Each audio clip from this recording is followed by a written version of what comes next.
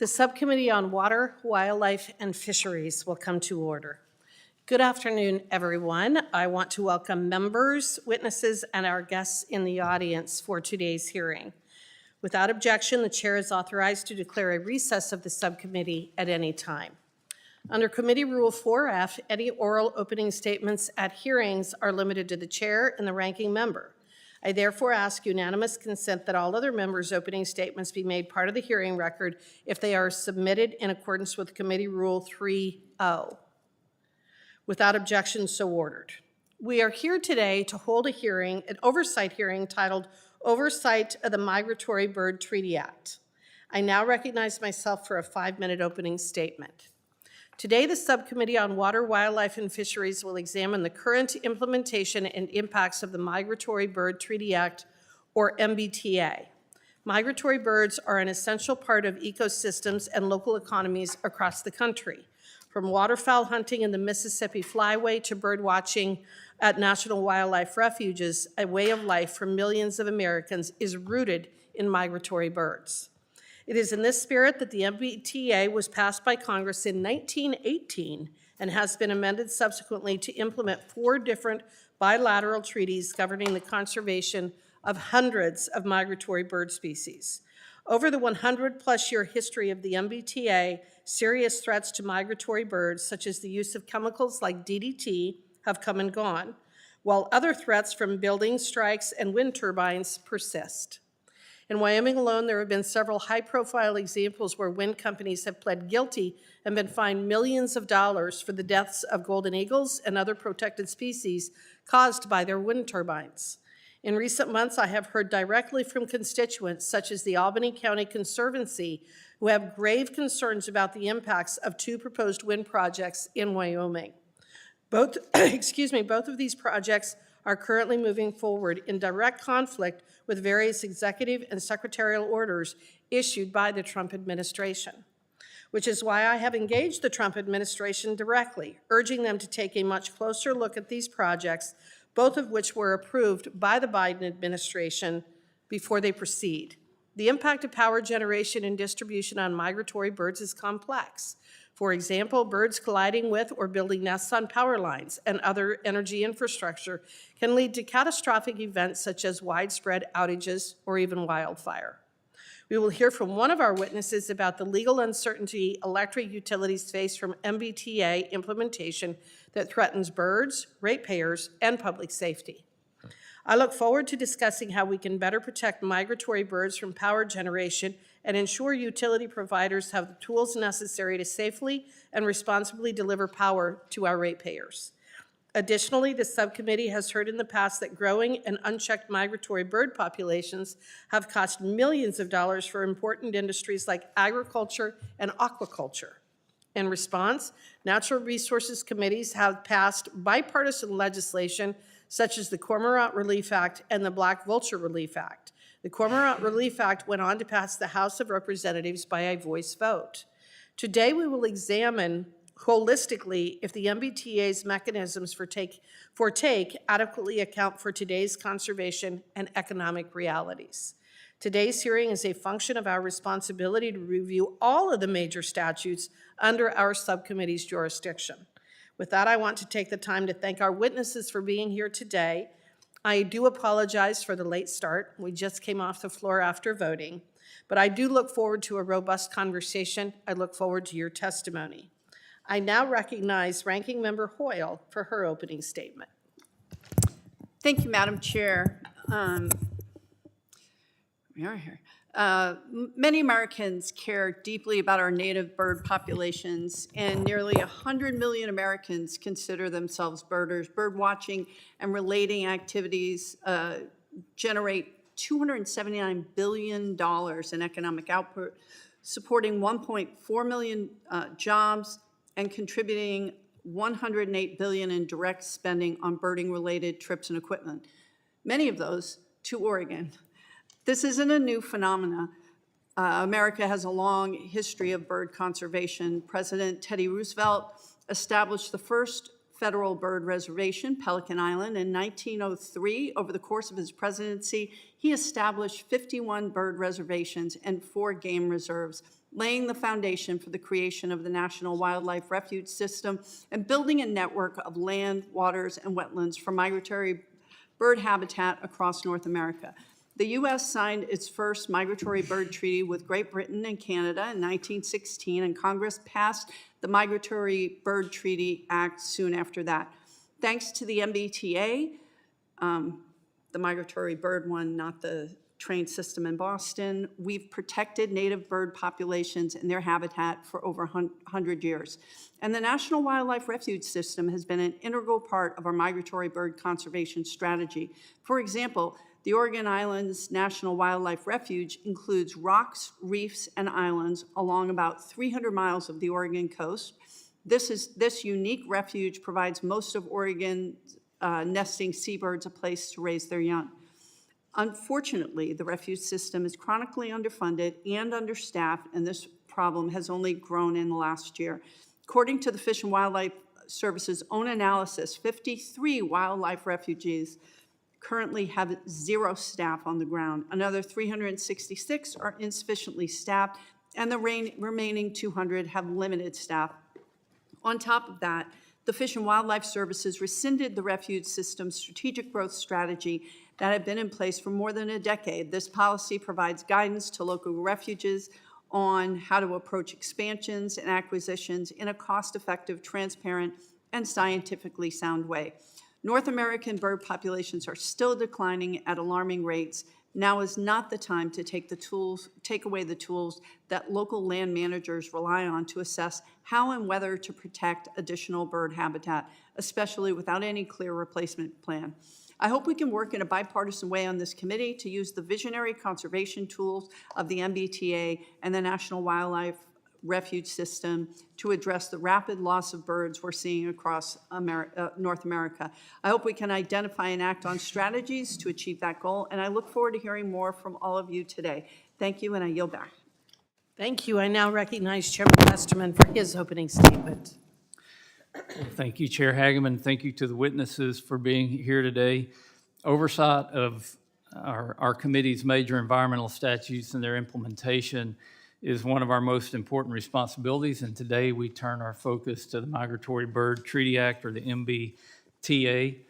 And conservation of migratory birds is critically important to me and to my home state of Arkansas, as thousands of people from across the country come there each year to hunt waterfowl in the pristine habitat of the Mississippi River Valley. Well-managed waterfowl hunting under the MBTA is one of the best examples of the North American model of wildlife conservation. Waterfowl are managed based on science in collaboration with states and regional bodies, which inform the parameters of hunting seasons and other conservation actions. This successful approach has led to the conservation of millions of birds while still allowing for regulated hunting. This model demonstrates how we can manage other migratory bird species. Take the double-crested cormorant, for example, a species that this subcommittee is already familiar with and one that often wreaks havoc on many aquaculture small businesses in my district. In 2018, when I was chairman of the Oversight and Investigations Subcommittee, I chaired an oversight field hearing in northern Michigan with Representative Bergman, where we discussed issues with double-crested cormorant depredation in the Great Lakes. We heard firsthand from state fisheries managers, conservation organizations, and sportsmen that growing double-crested cormorants were damaging Great Lakes fisheries. For example, the Michigan Department of Natural Resources testified that cormorant depredation was a major explanatory factor in the decline of Great Lakes perch populations. Replacing the current permitting structure for cormorants, which has been described as akin to a game of whack-a-mole, with a management structure that centers around collaboration between states, flyways, and the federal government, would have greater conservation outcomes, and certainly for our constituents who are impacted by these birds. Beyond depredation issues, the legal uncertainty around incidental take of migratory birds under MBTA impacts many industries. The question of whether MBTA's take prohibitions cover incidental take has divided federal courts, and the federal government's legal interpretation has changed with each of the last 3 presidential administrations. Regulations that change after each presidential election create uncertainty for everyone governed by them, and, depending on the industry, can have catastrophic consequences. For example, birds colliding with or nesting on power lines create outages and, in some cases, increased risk of wildfires. The current state of regulatory whiplash only complicates utilities' efforts to mitigate these instances. As the National Rural Electric Cooperative Association put it, quote, "It's impossible for individuals and companies to know exactly what is legally required when otherwise lawful activities result in accidental bird deaths," end quote. Again, I want to thank you to the witnesses for being here today. I look forward to the testimony and to continued discussions, and I yield back. Thank you, Mr. Chairman. I now recognize Ranking Member Huffman for his opening statement. Thank you very much, Madam Chair. Our nation's heritage includes billions of migratory birds across North America. And I think we all know how birds have enriched our lives. We hear the music of birds in our backyards. When we see a bird on a family trip, our spirits may soar. We're even entertained and moved to wonder, when we see a seagull snatch a sandwich out of a kid's hand. Birds are pretty awesome things. And in addition to all of that wonder, they provide an awful lot of economic benefit. The agriculture and forest industries save millions every year thanks to these natural pest controllers. A healthy, diverse natural ecosystem depends on birds to disperse seeds, fertilize the soil, and control the spread of diseases. We should never take our fine-feathered friends for granted. And we should never use the popularity of bird conservation in cynical ways as a pretext for political agendas that masquerade as bird conservation. Today, bird conservation is not without its complexity and challenges. Just last week, a groundbreaking peer-reviewed study published in the Journal of Science found that bird losses are accelerating, and those losses are correlated, of course, with climate change. The challenges migratory birds face, these challenges are well known: climate change, invasive species, land use changes. They erode essential bird habitats. Industrial activities and the build-out of new infrastructure pose threats to birds, and farmers, livestock producers, hatchery operators, aquaculture managers, all of these folks have to find ways to manage for and coexist with birds. And while the MBTA that we're talking about here today is over a century old, it is just as relevant today as it was in 1918. This law can help us protect migratory bird populations, provide certainty for infrastructure and energy projects, incentivize creative conservation solutions, and help us manage conflicts with predatory birds. The MBTA enables us to make smart, science-based decisions and manage bird populations across their range while coordinating with other countries like Canada and Mexico who share that migratory range. And so I'm really glad we're talking about birds in the MBTA today. I am, however, frustrated that the majority did not include the Trump administration in this hearing. Last year, the Department of Interior created a baffling double standard, simultaneously pretending that oil companies have no liability if they kill a bunch of birds, while actively looking for ways to criminalize wind companies when they impact birds under the MBTA. So look, it should be pretty basic. Either the MBTA covers incidental take or it doesn't.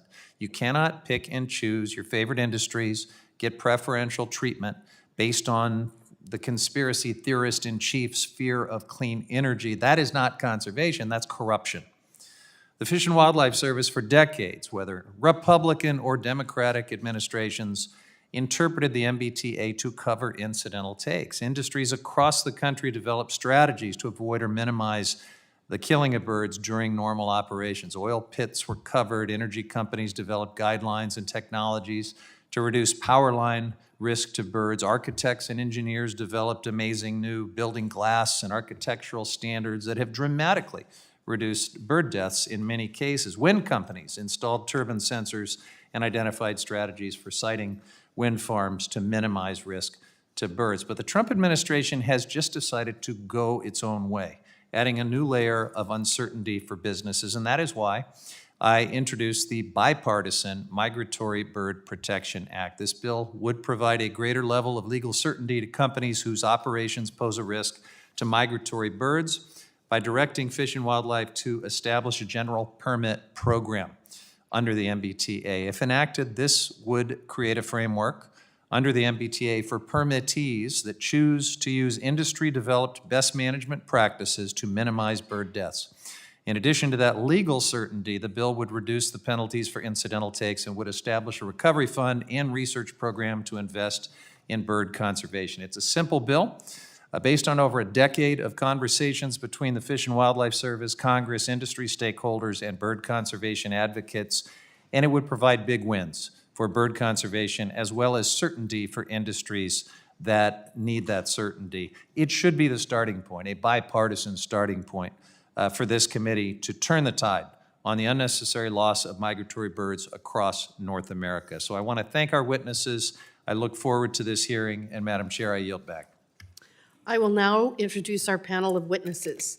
Mr. Mike McCormick, the president of the Mississippi Farm Bureau Federation from Jackson, Mississippi.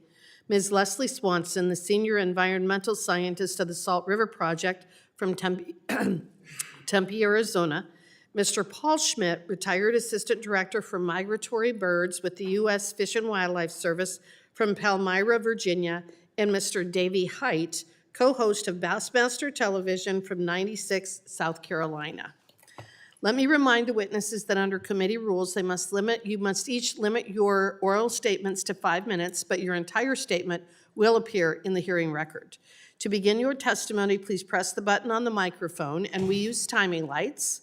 When you begin, the light will turn green. When you have 1 minute remaining, the light will turn yellow, and at the end of 5 minutes, the light will turn red, and I will ask you to please complete your statement. I will also allow all of the witnesses to testify before member questioning.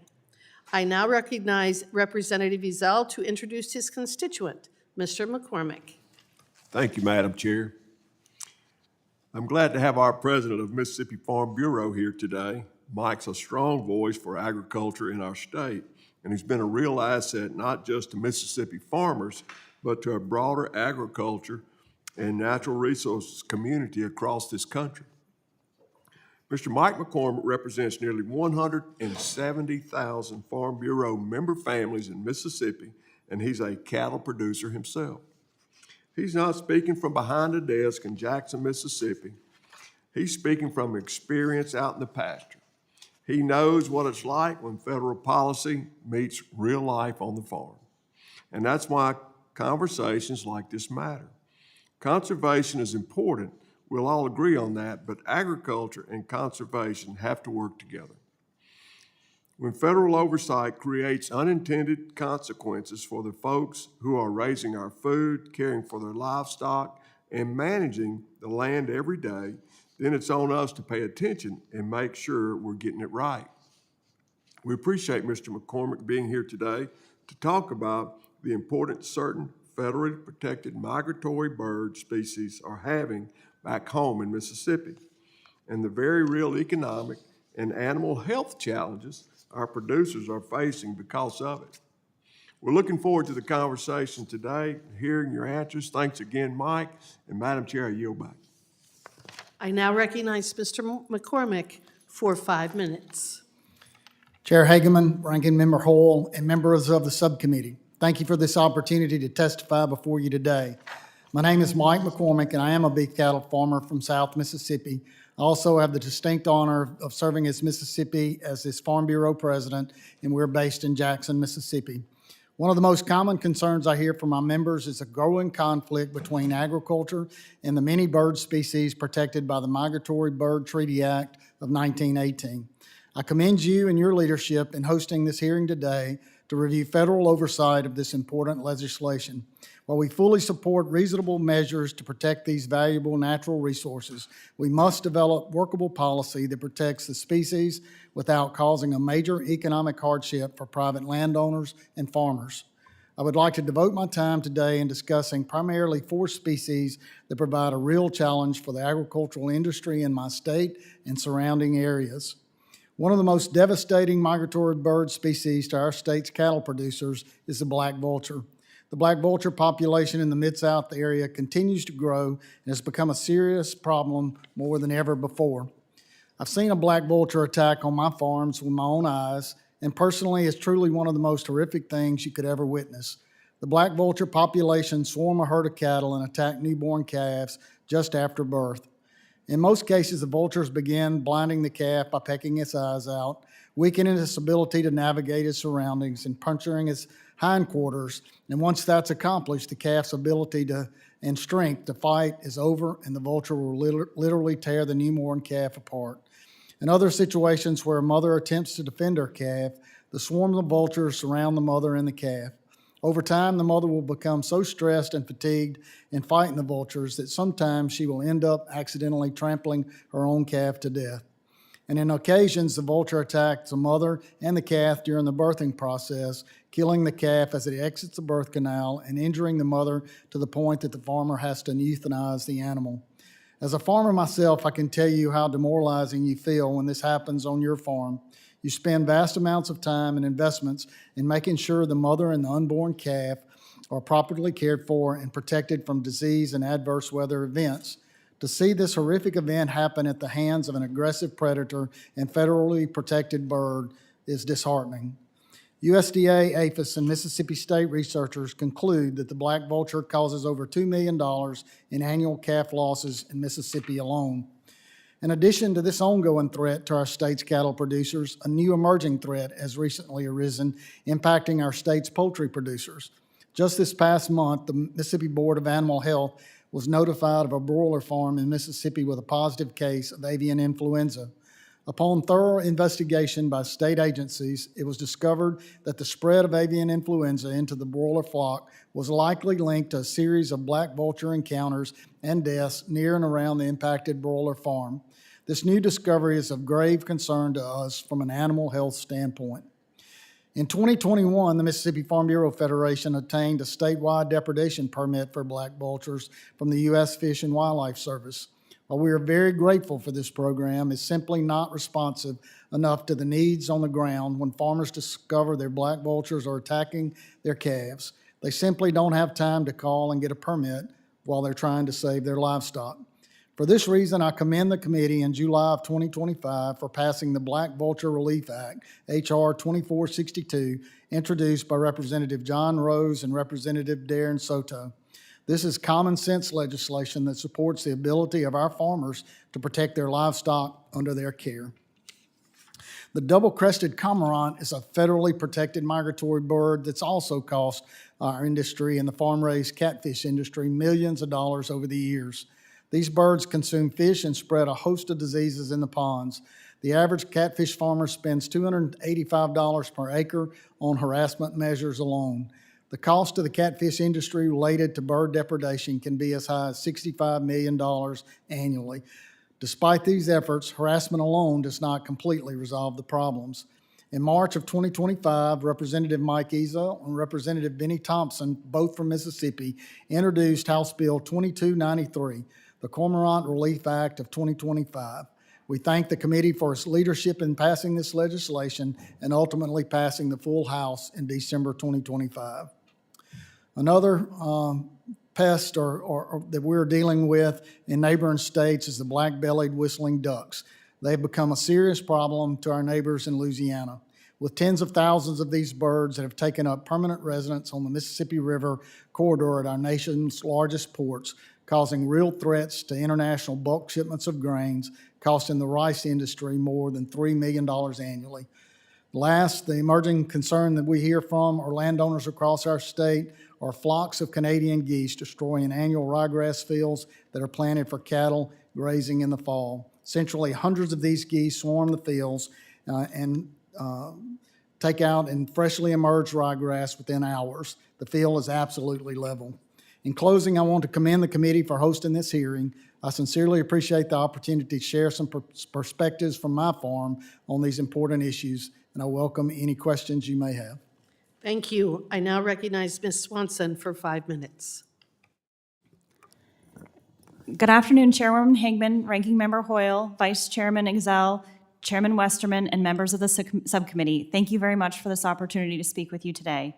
My name is Leslie Swanson, and I'm an environmental scientist for Salt River Project, one of the country's oldest and largest public power utilities and the largest supplier of raw water in central Arizona.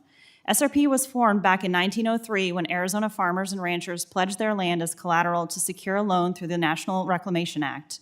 Today, SRP manages and operates water infrastructure throughout Arizona, including 6 dams and reservoirs on the Salt and Verde rivers that can store roughly 2.3 million acre-feet of water, as well as 1,300 miles of canals, laterals, ditches, and pipelines to deliver water across 250,000 acres of land. On the power side of the business, SRP is the 3rd largest not-for-profit community-based public power utility in the U.S. We provide electricity to nearly 3 million people in Arizona and have an energy portfolio that includes nuclear, natural gas, hydropower, coal, solar, and battery storage.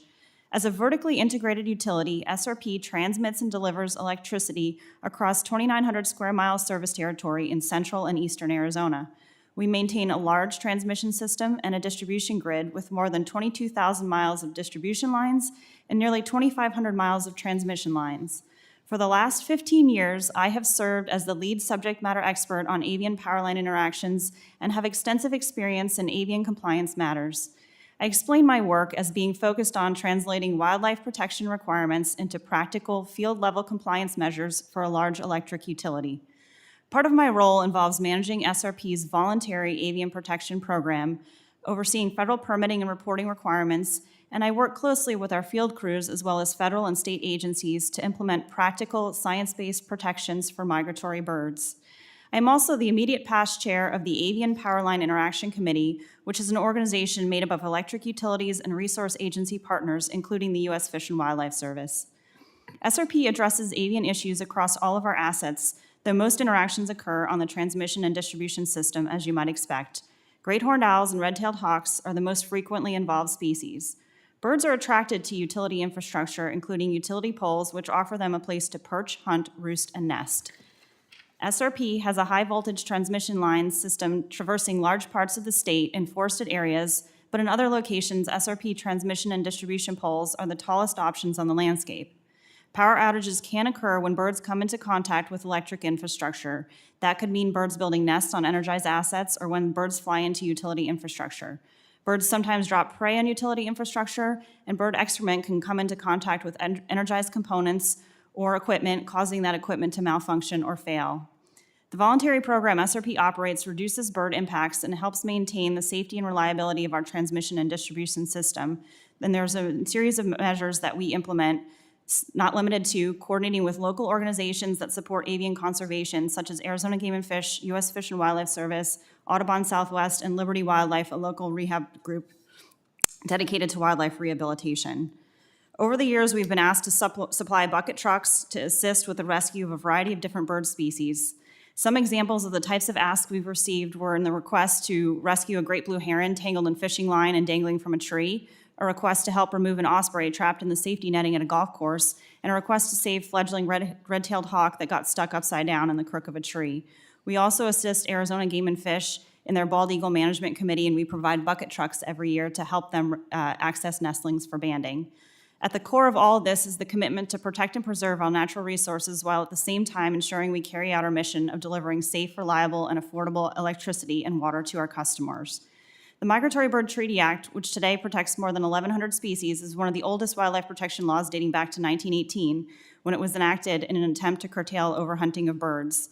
Congress would not have anticipated the advancements humans would make over the next 100+ years. This is true for the utility industry. Today, we are facing unprecedented growth and a need to rapidly expand our generation, transmission, and distribution resources. As the demand for electricity increases, the development of the new resources and the ongoing maintenance of existing assets occur within the complex backdrop of federal, state, and local laws, in addition to industry policies mandating reliability, safety, and environmental standards. As utilities navigate the complex way of regulatory requirements, regulatory certainty is critical.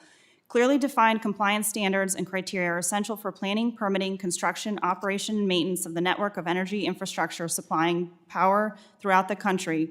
With more than 1,000 species of birds protected by the Migratory Bird Treaty Act, a one-size-fits-all approach creates significant implementation challenges for regulators and creates uncertainty for utilities.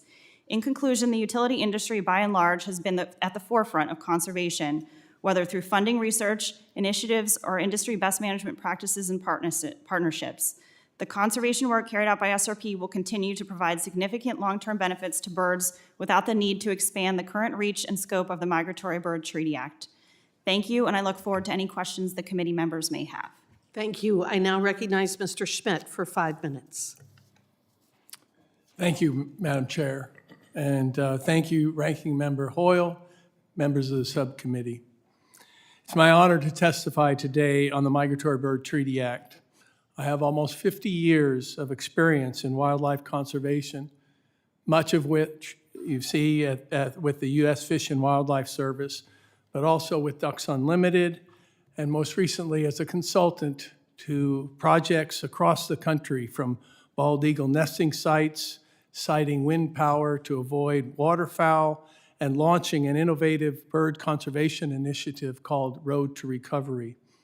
I've testified in this very room before this committee many times previously, wearing different hats. Today, I represent only myself. The MBTA has served us and birds well for 108 years.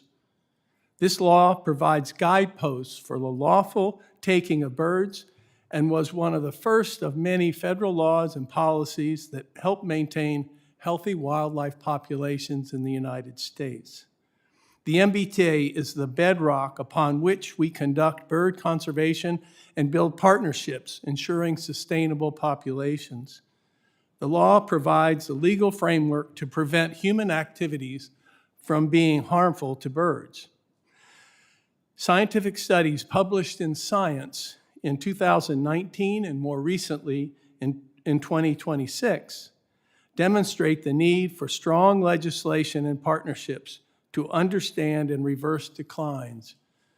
The North American population of birds is down by nearly 3 billion birds since 1970, with devastating losses in every biome, and the declines are accelerating. These studies are a clarion call to action. Healthy avifauna is important for the healthy environment more broadly, and indeed for a vibrant and healthy society. Additionally, as mentioned here earlier, birds are a significant economic driver in the United States. Billions of dollars of economic output, millions of jobs, and tax benefits as well. Nearly 100 million people engage in birding activities. And birds also provide pest control for agriculture. Birds bring people together. Working together in partnerships is critical to our success in conservation and recovery of populations. There are many examples of successful government, non-governmental partnerships that benefit birds, such as our joint ventures, Partnerscapes, Partners in Flight, Flyway initiatives, Road to Recovery, and more. These partnerships deliver conservation that will recover and maintain healthy populations, provided there is the necessary investment. Current funding levels are not sufficient to meet the challenges we face in 2026 to recover bird populations on the brink of being listed as threatened or endangered. But there are existing funding streams that can contribute to recovery of birds, and I'm happy to talk about them. Funding for the basic bird conservation mission for the Fish and Wildlife Service has suffered significant decreases over the past decade, such that the migratory bird management functions within the Fish and Wildlife Service have been severely hampered. Underpinning all conservation must be good science and monitoring programs that provide managers, private landowners, and the key information. Such monitoring programs as the Breeding Bird Survey, waterfowl surveys, bird banding, etc., must be fully funded so that the data can be used to guide our managers. These are critical databases. With the effective laws and sufficient funding, we have demonstrated the ability to recover species.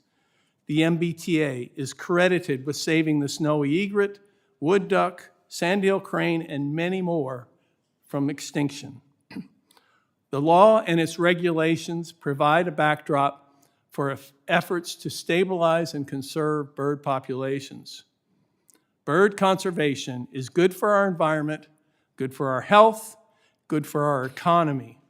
And it's nonpartisan, it's bipartisan. Bird watchers and sportsmen alike contribute to our conservation successes and support bird conservation.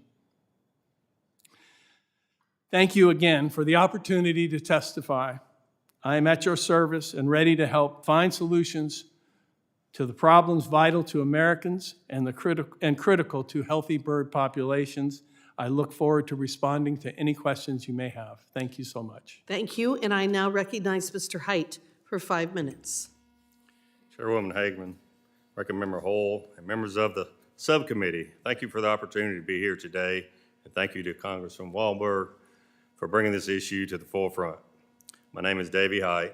I'm an Army National Guard veteran, a Bass Fishing Hall of Fame member, a Bassmaster Classic champion, and my retirement job, the co-host of Bassmaster Television.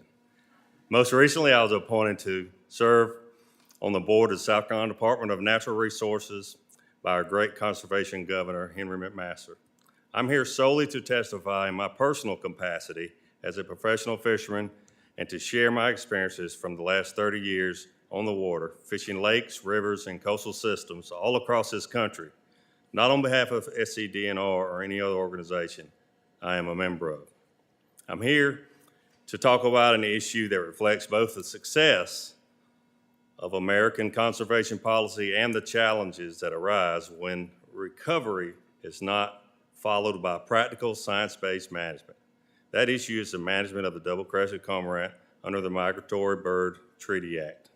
Over the course of my career, I've had the opportunity to fish waters across the United States, from Michigan to Alabama, from California to my home state of South Carolina.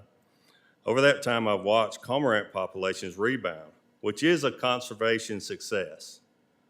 But I've also seen firsthand how in certain places the success has created real challenges for fisheries, habitat, and other wildlife. When a species rebounds, conservation work does not end, it shifts. We move from recovery to stewardship. And stewardship requires tools to maintain balance across the ecosystems. I began fishing competitively in the 1990s, and through my career in Bassmaster Television, I've spent time on waters all over the country. Over that time, I've seen major changes in fish population, forage availability, habitat quality, and predator dynamics. In many inland lakes and reservoirs, increases in cormorant numbers have coincided with noticeable changes in fish recruitment and availability. These impacts tend to show up most clearly in confined systems, places where fish can't simply move and swim elsewhere.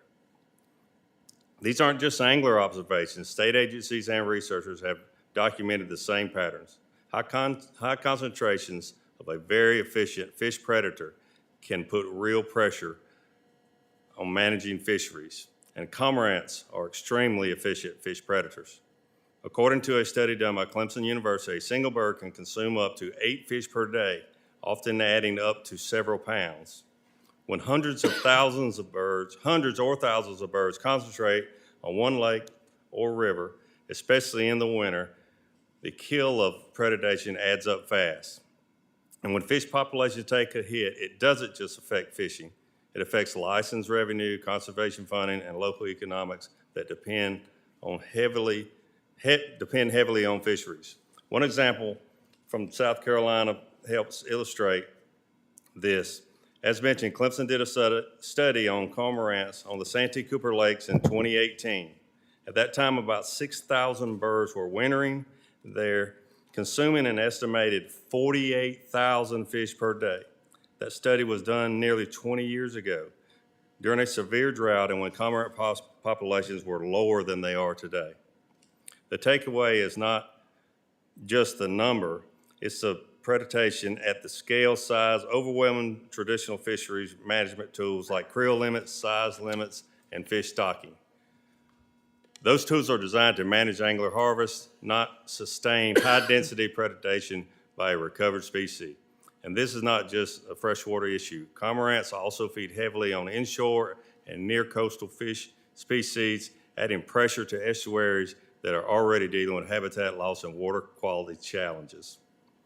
The impacts go beyond fish. Large roosting colonies can strip vegetation, destabilizing shorelines and degrading islands. I've personally watched islands disappear over the years due to heavy cormorant use. On Lake Murray in South Carolina, we've seen cormorants take over islands that traditionally support our purple martin phenomenon, where over 1 million purple martins roost on their way to South America each year. Those islands have been long-drawn birds estuaries from around the world, enthusiasts from around the world. As vegetation disappears, those habitats are being displaced. This is bird-on-bird habitat conflict, not anglers versus wildlife. Due to past court rulings, states have lost their ability to address, document, site-specific problems. States are not looking to undergo undue conservation success. In my opinion, states need to target science-based flexibility to manage real impacts where they occur. Cormorants are migratory and conditions vary dramatically across the country. A reservoir in South Carolina is not like a Great Lake or prairie pothole region. That's why flyway-based approaches like those proposed by the Mississippi Flyway Council make sense. They allow for coordination, accountability, and balance while keeping overall populations healthy. Adaptive management is something we already do for deer, turkey, waterfowl, and fish. Migratory birds should not be an exception when science supports that action. I'll close with this. The recovery of the double-crested cormorant is a conservation success story, but unmanaged success can create unintended ecological consequences. After more than 30 years on the water, I'm confident that balanced, science-based management produces the best outcome for fish, birds, habitat, and people who enjoy our great American outdoors. With thoughtful oversight, the modernized implementation, the Migratory Bird Treaty Act can continue to protect migratory birds while also preserving healthy fisheries and ecosystems. Thank you. I look forward to any questions. Thank you. I want to thank each of the witnesses again for being here today, for traveling here, and for sharing your testimony. I'm now going to recognize the members for 5 minutes of questioning, and I'm going to begin with myself. Ms. Swanson, I stated in my opening statement that I have had numerous constituents reach out to me with concerns about what some are calling a wind wall that is being developed in southeastern Wyoming. The regulatory game of ping pong that has been played out over the last several administrations in regards to the MBTA has created uncertainty, no doubt, but I also believe that there needs to be accountability for foreseeable impacts to migratory birds from activities like wind generation. My question is this. In your testimony, you talk about how the Salt River Project's avian protection program is completely voluntary, but yet it has been integrated across all of your assets. What can Congress do to ensure electricity generation and transmissions assets account for impacts to migratory birds without turning the MBTA into a blunt instrument that creates impractical mandates for other businesses? In other words, give us advice. What should we do? How do we fix this? In 5 minutes or less. Thank you, Chairwoman. 3 minutes, I've got other questions. Thank you very much for the question. I appreciate the opportunity. As you said, that SRP has a voluntary avian protection program. A lot of other utilities also have similar voluntary programs, and we try to integrate all of that work across the utility industry and across the assets that we manage. And while I can't speak to specifics, I think the flexibility is there, and we acknowledge that human infrastructure does impact birds, but it isn't a one-size-fits-all solution. There are smaller cooperatives out there that may not have the staffing and the manpower that some of the larger investor-owned utilities do have. And so we look forward to continuing to work with the agencies as we try and explore solutions that may help us progress this issue forward in a reasonable manner. So thank you. I think flexibility is important. And Mr. McCormick, I'm going to talk to you. I grew up on a ranch as well and understand the impact of what can happen in these situations. When a rancher walks out to a pasture and sees a flock of 20, 30, or sometimes even 50 black vultures actively attacking a newborn calf, what would be their immediate priority? I think you're called as a rancher to be a good shepherd, and your first response is to protect that baby calf. You don't have time to think about getting a depredation permit. You don't have time to think about anything else. You just want to get the buzzards away from the baby calf so the mama can have her baby back. Very much can relate to that. And given that reality, doesn't it make sense that any permitting process should allow for retroactive authorization when a producer is responding to an active depredation event? I agree with that, and I think that's one of the reasons we don't get as many requests for depredation permits is because it's after the fact, and allowing somebody to take the vultures on the front end would be a huge help to protect our livestock. That's something that you would recommend that Congress do to Absolutely. change the law? Okay. Absolutely. And Mr. Haidt, in your testimony, I found it very interesting. What you're talking about is a balance. And what I have seen over the years, being an attorney who worked with the Endangered Species Act for many decades, is that when we have success stories, whether it is the cormorant, as you described, or it is the gray wolf, or it's the grizzly bear, it can take decades to delist them, despite the fact that we have met all recovery goals and our state game and fish departments are very effective at managing them. And I think it's one of the problems that I see with these acts when we don't modernize them and recognize the way that we manage wildlife, and that we need to have that balance across all of the different interests. But in your testimony, you state when species far exceed their recovery goals at the continental level, unmanaged localized concentrations can have significant ecological impacts. In your experience, in the context of cormorants, where are those impacts most acute? Thank you for the question. So immediately, me as a fisherman, my first answer is going to be with the fish, the population, and the impact that the thousands of cormorants have on the fish population. But the thing that really drew my attention to the cormorants, and it's the habitat devastation. The islands that I spoke of, I honestly can take you to islands, not just on my home lake where I grew up, but through the years I've fished places. One place in particular is on the Tennessee River in Guntersville, Alabama. And there were islands that were beautiful in habitat. I would see geese nesting on those islands, that sort of thing. And when the cormorants would roost in large numbers, they would devastate. And I'm not talking about just small vegetation, huge trees, and they would kill everything. And when you see that happen, and then the erosion of that island, and I'm telling my age a little bit, over 30 years I've seen it happen in places that were beautiful islands that are literally not islands, they're humps that I actually fish over the top of because they're shallow water bedding areas for bass. So when you see that happen and how it devastates the habitat is what really drew my attention to the numbers of cormorants and damage that they are causing. So again, that's why we need to have the flexibility and use more common sense in terms of the management. Yes. Well, I thank you again, and I'm going to call on Representative Dingle from the great state of Michigan.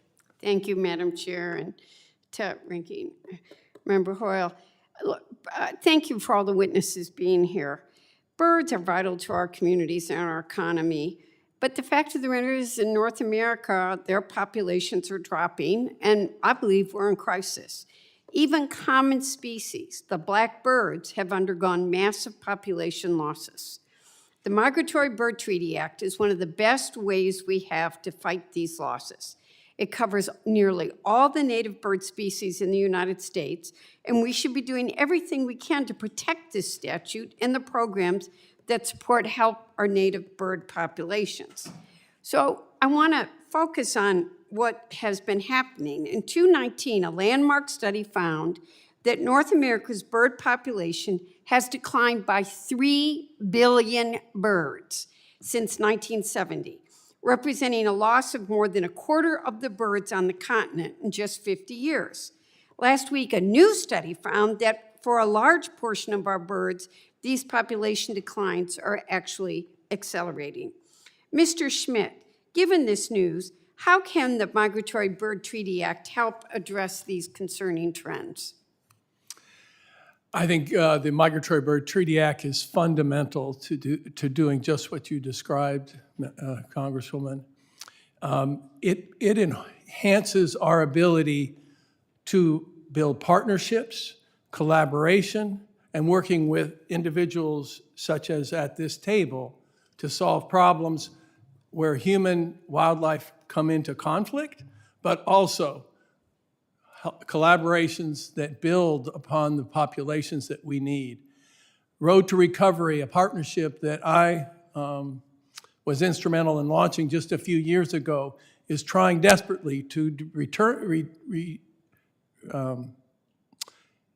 stem those declines, return populations, and recover them before they become endangered or threatened.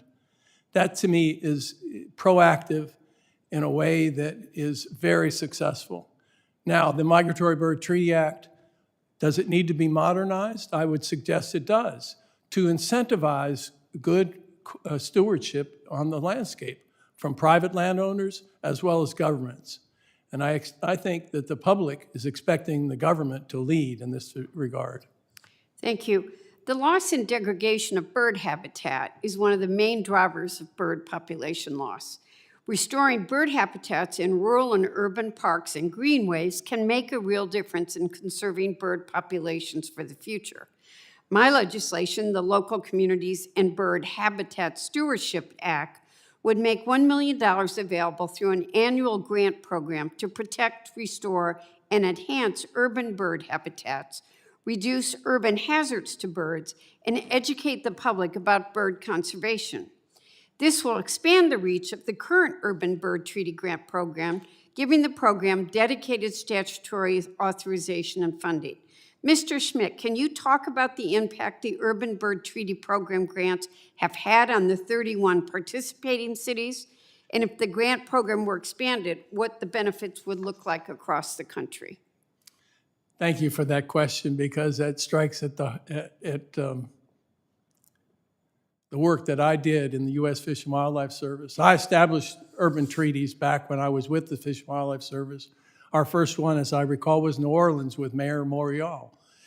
And throughout those 30-some cities that you've described, we have done remarkable things with very little money, inspiring people to volunteer and to support habitat protection and to bring people in urban settings closer to wildlife, which I believe will help us all in the long run with the appreciation for wildlife and wild spaces to be good stewards of our land more broadly. I commend you for your leadership in that regard. Thank you again, and I'm out of time, so I want to thank all of our witnesses again for being here and remind people about what an important role birds play in our ecosystems and everyday life. My bill that I'm talking about has received support from the hunting community, conservations alike. It's endorsed by the American Bird Conservancy, Ducks Unlimited, the National Audubon Society, and the National Wildlife Federation. So I ask my colleagues to join me in supporting this common sense legislation to benefit future generations, and I yield back, Madam Chair. Thank you. The chair now recognizes Representative Wahlberg for 5 minutes. Thank you, Madam Chairman. And thanks to the panel for being here. I have the privilege of representing a district in southern, central, eastern, and western Michigan, with Lake Michigan and Lake Erie as being two lakes in my district, as well as multiple inland lakes, waterways, rivers, streams, and a great fishery it is, as well as a great place for the bird population. The double-crested cormorant, of course, is a bird that's listed under the MBTA. We've talked about it, but it wreaks significant havoc on our fisheries and other sources of wildlife. It's great to see how it has been restored, but as has been noted, it is now a bird that needs some stewardship. Studies from the state of Michigan indicate that there are over 230,000 double-breasted cormorants around the Great Lakes, each being capable of eating 1 pound of fish per day or more. According to Michigan DNR, that equals more than 77 million pounds of fish per year, and that's, I believe, a serious issue. Mr. Height, it's good to see you. When I grow up, I want to be just like you. I appreciated reading through your written testimony, and I agreed with so much of what you presented about the dire situation that we're in. And I think more people need to understand exactly what's happening here. Can you explain the negative impact of cormorants on free-swimming fish like those we have in the Great Lakes or those you have in the Southeast? Thank you, Congressman. The free swimming fish you're talking about, these cormorants feed on, I was a professional angler for 24 years. I'm never a fisherman, a predator. I probably don't need that, but that's better. They're great fishers and they're predators, and they obviously when they get on a small body of water where the fish can't simply just swim away, they will devastate. I have a close friend that has a 40-acre lake that he lives on, and in 2 years they devastated the fish population in that 40-acre lake. But they're great hunters. They're great at what they do, and the numbers as you talk about, when they get in large numbers, they herd groups of fish into shoreline areas and feed on them. So they are just great fish predators that they find a way to feed, like you mentioned, up to a pound and a half of fish per bird per day. 77 million pounds is astonishing when That's you a lot of think fish. about that. Yes, sir. That I couldn't catch. You also note in your testimony there's a need for targeted management. In your opinion, as you mentioned toward the end of your testimony, how would a flyway council modeled approach improve management of the cormorant? Well, I think you said it right there, basically. It's just the local and state agencies working together, and with the flyway model, we've seen that have success with other birds, with other ducks. As the chairwoman mentioned, I think a balance is what we all look for. I enjoy seeing, believe it or not, the double-crested cormorant, but when you see thousands and thousands of them, you know there is an issue there. When you go to some of these areas and see, like you mentioned, hundreds of thousands of birds that are feeding on these fisheries that we did not see 30 years ago. It's funny how as a child you remember certain things when you're very young. I remember being with my dad hunting when I saw my first cormorant. I remember that because it was very unusual, and he told me what it was. I was 5 or 6 years old. But now when I go to those same areas on those same lakes and I see thousands and thousands of them, there's an issue. And in the end, I think it'll have an impact, I would assume, from history, it'll have an impact on the cormorants as well. Yes. When left totally undeveloped and unstewarded, as it were. Thank you. Mr. Schmidt, in a 2003 article which ran in the Los Angeles Times, you were quoted as saying, the cormorant, and I quote, the cormorant has had a significant negative effect in some areas. Do you still believe that the cormorant has had a significant negative effect in some areas, especially like those of the Great Lakes? Yes, on fish populations, I would say so, and also, as mentioned, on some localized habitat issues where they impact the vegetation and other nesting areas for other birds as well.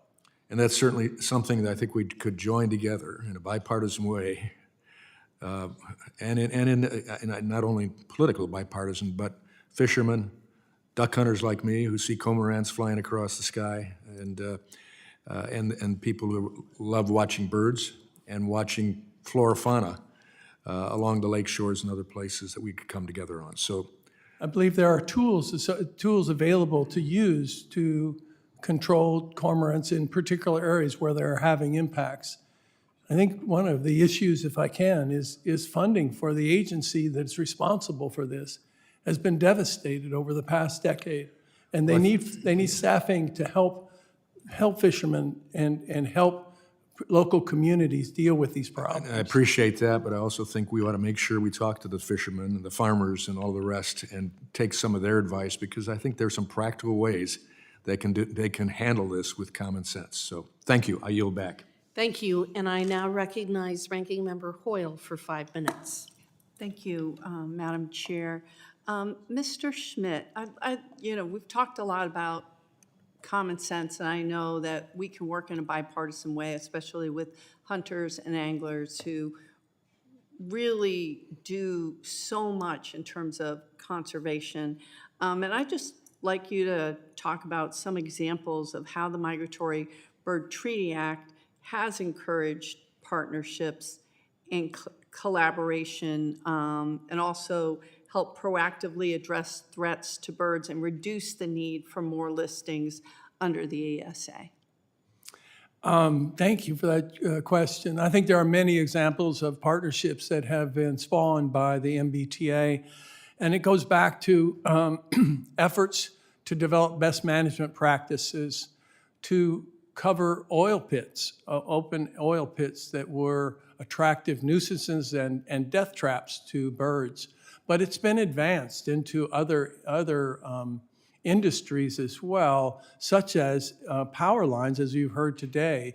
The Avian Power Line Interaction Committee, which I sat on from the agency perspective years ago, is a great example of where together you can collaborate to develop avian protection plans that not only deal with the impacts, hopefully, to the industry, the power generator, but also recognize the importance of birds at the same time and develop a proactive, incentivized program to benefit birds and power.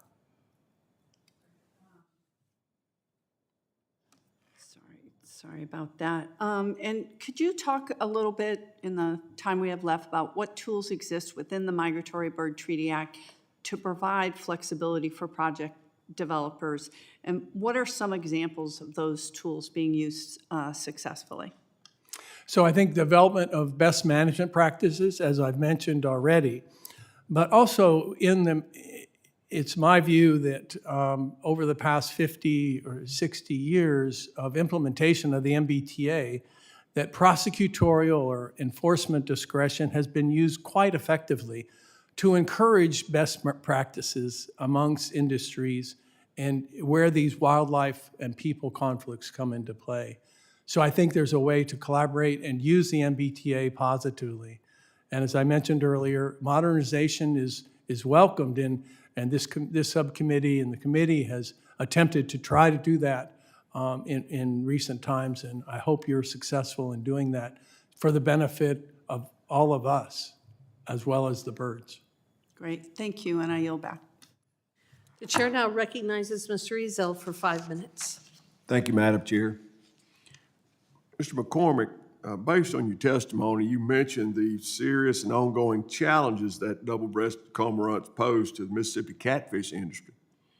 As you know, I introduced the Cormorant Relief Act of 2025, which would require the Department of Interior to reissue the depredation order allowing aquaculture producers to take cormorants that are actively harming their facilities. Can you explain how reissuing the depredation order as proposed in the Cormorant Relief Act would provide timely relief to catfish farmers and why current harassment and permitting tools just aren't enough? Thank you, Congressman. The harassment tools are just not enough. The birds are smart. They know that they're not in danger. The trucks circle the ponds. As soon as they go across, then the birds come right back. It's a big issue. The farmers have very little tools at their disposal to keep the harassment up, to make it any effective at all. They can use some noise, some carbide cannons type thing to scare them off. But it's a good place for them to be. It's a lot of fish there. And I think if you look at your background in law enforcement, you know that if somebody owned a small business and they were getting broken into every day and somebody was stealing a good portion of their inventory, they're not going to be in business very long. Right. Those fish farmers are the same way. That's their inventory. The profit margins are slim, and they need to be able to protect their crop. And being able to take through your updated your bill that badly needs to be passed is the only way that the farmers will truly have some protection against these predators. Thank you. You mentioned rising issues with the black-bellied whistling ducks affecting grain export terminals and rice production, as well as the Canadian geese damaging ryegrass forage and contaminating cattle water sources. From your perspective, what should Congress know and how should we consider updates to the federal oversight under the Migratory Bird Treaty Act to make sure we strike the right balance between wildlife protection and protecting American agriculture and food infrastructure? Thank you, Congressman.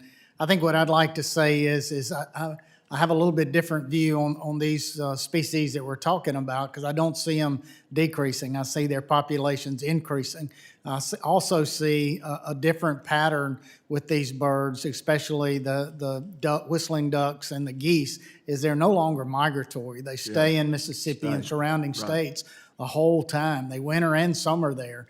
So the opportunity for them to do much more damage to our crops, the ducks, to commerce of moving the grain around the world is just increasing exponentially. So I see an ongoing pattern of these birds increasing in population with very little tools to defend ourselves from them. Thank you, and thank you for coming today, and thank you for all the witnesses. Madam Chair, I yield back. Thank you, Chair Congressman. now recognizes Representative Malloy for 5 minutes of questioning. Thank you, Madam Chairwoman. Mr. McCormick, I'm going to keep you in the hot seat for a little bit longer. I was listening to you talk about what the black vultures do to calves, and it reminded me of stories I keep hearing from sheep producers in Utah about ravens, birds that are also protected, and they can predate newborn sheep. And they're already having a hard enough time making a living, making ends meet in the sheep industry. And now one of the factors that they can't control is a bird that we've protected. And it makes me think, do you think in 1918, when Congress passed the Migratory Bird Treaty Act, I think they were trying to make sure that we didn't hunt birds into extinction for their feathers that were fashionable at the time. Do you think they could have possibly intended to put farmers out of business just because we can't do anything to manage these populations? Thank you, Congressman. I don't think so, because I've seen over my lifetime as a rancher these birds changing their characteristics. For a vulture, they were always known to just eat dead animals, but now over my lifetime they have come really good at being predators, and I'm sure the ravens are the same way. That they probably had other things that they fed on back in the day, but they probably have learned. They're very smart birds. That hey, there's something out there for us to eat. There couldn't have possibly been those type of problems back in 1918, and I do think it needs to be reviewed. Yeah, I think you're right. And I hear everybody here asking for flexibility, and that seems like a really logical, reasonable request. Mr. Schmidt, I want to pull you into the same type of conversation. So similarly, in my district in southern Utah, we have threatened Mojave Desert tortoises, and their eggs are vulnerable to predation by ravens. And again, the ravens are protected, but so are the tortoises, and we're trying to do all these things to control what people are doing to make sure we're not harming tortoises, and yet we have this problem with the ravens. I know your background is in Fish and Wildlife Service. Do you think more flexibility with how we manage the ravens would help us with some of the other issues that Fish and Wildlife Service is trying to manage? I'll speak to it without firsthand knowledge of the issue you're talking about, but I think flexibility is important in the management and adapting some of these laws. And so I can't disagree with the premise of your question. I would say this, that evidence shows that the vast majority of the 1,000 bird species that are covered by the Migratory Bird Treaty Act are decreasing at an accelerating rate. That tells me that the human environment, more broadly, is having a dramatic effect on bird populations. So we need to understand that and deal with it. But there are these few species that we've been focused a lot of attention on today that have incredible adaptations, and they've adapted, like the double-crested cormorant, perhaps ravens, certainly Canada geese, have all adapted to the human environment pretty well, pretty successfully, frankly, and have demonstrated impacts in localized areas. And the case of the tortoise and the raven is probably a really good example. I'd have to know more about it, but I would say we need flexibility to manage the declining populations as well as the overpopulations. It's a paper, it's a study I paper, was an author on many years ago, actually, forecasting these problems. Thank you. So similarly, Ms. Swanson, you talked about, the very foreseeable conflicts between transmission and birds. And from what I hear you say, you're asking for flexibility. Could you just talk a little bit about how flexibility would make it easier for you guys to manage? Sure. Thank you very much for that question. And I think over the last 50 years, we've seen fluctuations in the application of the Migratory Bird Treaty Act. And the utility industry as a whole, we plan long-term, so it's very hard to plan and account for the ambiguity that we've seen and the changes that come across, and we're trying to have that regulatory certainty so we know what path to move forward on. So I think that's kind of what we're looking for to help us move forward as our industry continues to expand. Thank you. Mr. Height, I was going to ask you a question, but I'm out of time, so I will just tell you quickly. I have a staffer who's kind of obsessed with birds and is really excited about this hearing, and he told me he saw 2 cormorants this morning out of his window of the metro on the way to work. So I don't know if that's as special of a memory as you have with your father fishing, but they are definitely more common than they used to be, and I will yield. They were riding the metro? I don't know. That's for details. They're adapting. I now call on Mr. McDowell for 5 minutes of questions. Thank you, Madam Chairwoman. Mr. Height, when your dad took you on the lake for the first time, had you ever duck hunted at that point? So, I don't think, if I misspoke, I apologize. Excuse me. If I misspoke, I apologize. It wasn't my first time on the lake with my dad. It was when I was young, and it was a duck hunting trip. He was actually duck hunting. I was 5 years old, although I carried a shotgun probably a lot younger than I should have. At 5 years old, I was just watching my dad. So I guess the reason I ask is I think it's important that we take people hunting and fishing for the first time. I think that's a huge issue because if we don't do that, we're going to lose that heritage. But when I take somebody hunting for the first time, which I try to do as often as I can, I don't get to nearly as much anymore because the speaker doesn't set the calendar around duck season. But do you think that a person that's never hunted could tell the difference at 60 yards between a widgeon and a cormorant? No, sir. I don't think they could either. And so I guess, Ms. Swanson, for you, can you explain the historical purposes of the Migratory Bird Treaty Act and whether Congress originally intended that law to criminalize incidental or unintentional impacts, or whether it was primarily focused on stopping deliberate poaching and commercial exploitation? Thank you for the question. I can't speak to the intent of the previous Congress, but I would say that, similar to my testimony, the environment has changed, the human environment has changed a lot since 1918, and I don't think there was any expectation or even visibility of some of the growth in some of the industry and the challenges that have evolved and the directions where the human environment has gone. And moving forward, if we do want to continue these conversations and figure out a path forward, I think most of the industries are probably very willing to step up. I know the utility industry is, and I'd be happy to talk to folks and be a resource to try and come up with a path forward.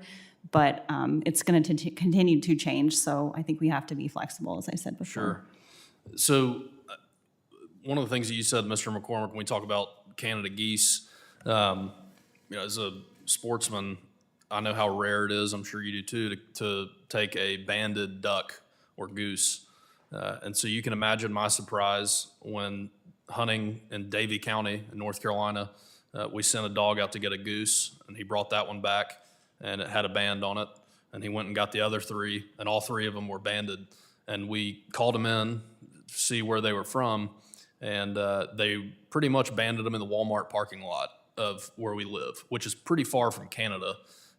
And we have that problem with vultures that have expanded tremendously. And when I see, the northern pintail, there might be, you might see 3 or 4 fly in, and then you just see a steady stream of cormorants for a mile, just going for forever. And you can kill 3 pintails, but you can't shoot a cormorant. And then the other problem we run into is, we do a lot of work for duck habitat and to produce additional numbers of ducks.